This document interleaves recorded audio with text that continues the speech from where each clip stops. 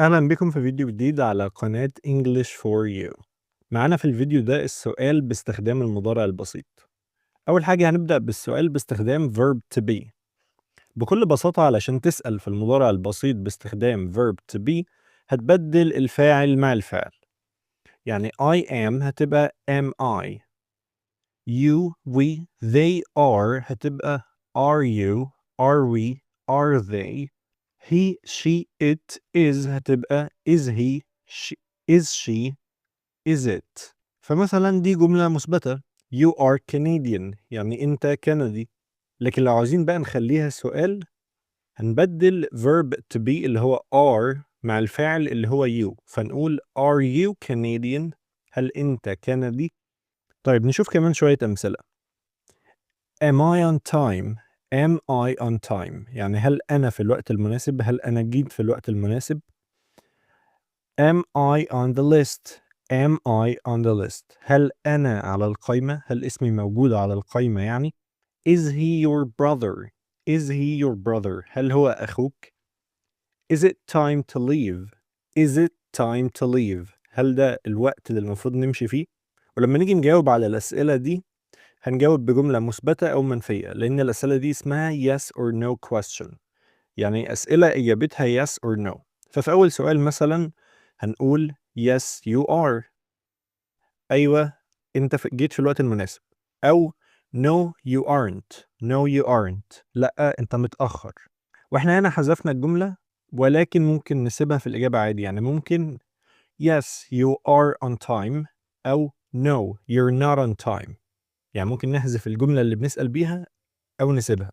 وتاني سؤال برضو Am I on the list؟ ممكن نقول yes you are أو yes you are on the list أو no you aren't أو no you aren't on the list.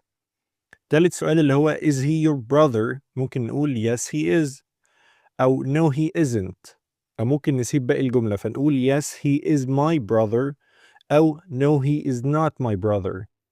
وآخر سؤال اللي هو is it time to leave؟ ممكن نجاوب بنقول yes it is ونكتفي هنا أو نكمل ونقول yes it's time to leave.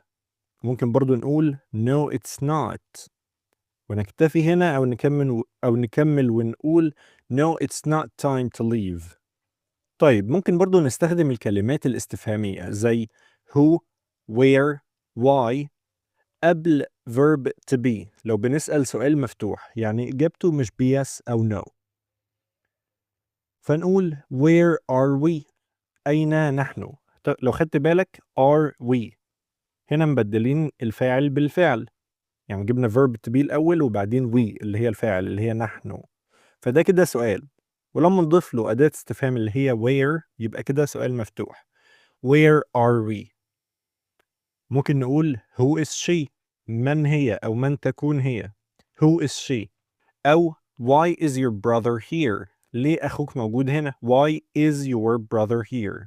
طيب عاوزين نعرف بقى إزاي نسأل باستخدام أي فعل تاني غير be. والله كل اللي عليك تعمله هتبدأ do أو does. فمثلا جملة زي you work in an office يعني أنت شغال في مكتب دي جملة مثبتة أهي. عاوزين نحولها لسؤال إجابته yes أو no هنبدأ do. فنقول do you work in an office؟ Do you work in an office؟ هل أنت شغال في مكتب؟ الجملة التانية زي she works in a school. She works in a school يعني هي شغالة في مدرسة. خد بالك بس هنا الفعل work ضفنا له s لأن الفاعل she. طبعا شرحنا الكلام ده في الحلقات اللي فاتت. طيب هنضيف بقى does لأن الفاعل هنا she فهنقول does she work in a school؟ Does she work in a school؟ هتلاحظ هنا إن الفعل work شلنا منه الأس. طبعا اتفقنا في الحلقات اللي فاتت إن does بتخلي الفعل في البيس فورم بتاعته. البيس فورم اللي هي الفعل بدون أي إضافات عشان كده حذفنا الأس من الفعل works. فنقول does she work in a school؟ هل هي شغالة في مدرسة؟ وطبعا بنستخدم do مع I, you, we و they does بنستخدمها مع he, she و it. وإجابات الأسئلة دي هتكون كده. أول سؤال اللي هو do you work in an office هيبقى yes I do.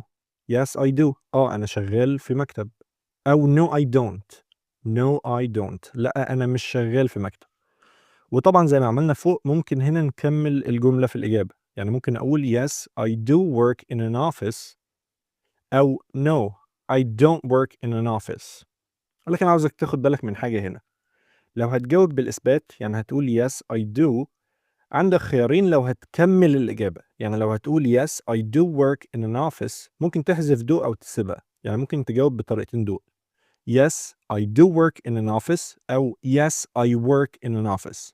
مرة سِبنا do ومرة حذفناها. إمتى أسيبها وإمتى أحذفها؟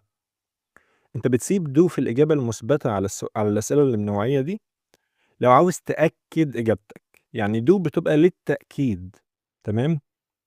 وده طبعًا لو هتكمّل الجملة، لكن لو مش هنكمّل الجملة do لازم تبقى موجودة، يعني أقول yes I do وأسكت هنا. طيب خلّيني أدّيك مثال على الحتّة دي. السؤال ده مثلًا لو أنا باسأل حد باقول له do you even love her؟ do you even love her؟ هل أنت أصلًا بتحبها؟ هنا السؤال فيه تشكيك في حُبّه للشخص اللي أنا باسأله عنه. do you even love her؟ هل أنت أصلًا بتحبها؟ فهو ممكن يجاوب بطريقتين، ممكن يقول yes I love her أو yes I do love her. هنا الطريقة التانية أفضل لو هو عاوز يأكد حُبّه، بما إن السؤال بيشكِّك في حُبّه ليها، فهو عاوز يأكد حُبّه ليها فيسيب do في الإجابة، فيقول yes I do love her.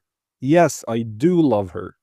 وفي السؤال التاني اللي هو does she work in a school ممكن نجاوب ونقول yes she does أو no she doesn't. ولو هنكمّل الجملة هنقول yes she does work in a school أو yes she works in a school على حسب إحنا بنأكد إجابتنا والّا بنجاوب وخلاص.